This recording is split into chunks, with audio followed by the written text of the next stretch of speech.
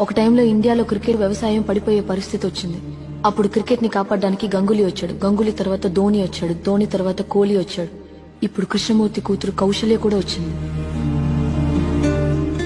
కానీ వ్యవసాయం పడిపోయినప్పుడు కాపాడడానికి వెళ్లిన కృష్ణమూర్తిని కాపాడడానికి ఇంకో కృష్ణమూర్తి రాలేదు.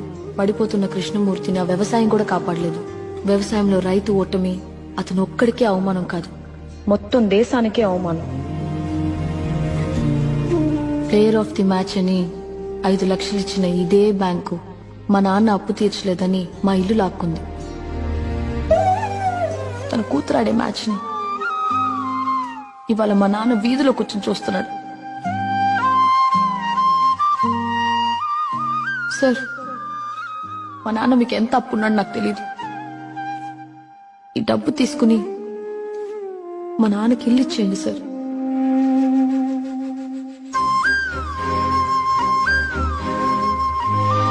వంట బాగుంటే వండిన వాళ్ళని మెచ్చుకుంటాం, కానీ పండించిన వాళ్ళని అస్సలు పట్టించుకోం.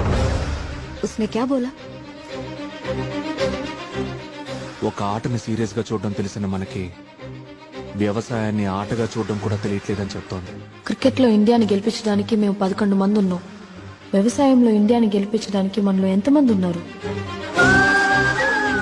ఇండియాని గెలిపించినందుకు నాకు ఈ కప్పు ఇచ్చారు. ఇండియాని బతికిస్తున్న రైతులకి కప్పు లేకపోయినా పర్వాలేదు, కానీ అప్పుల పాలు మాత్రం కాకుండా చూడండి సార్.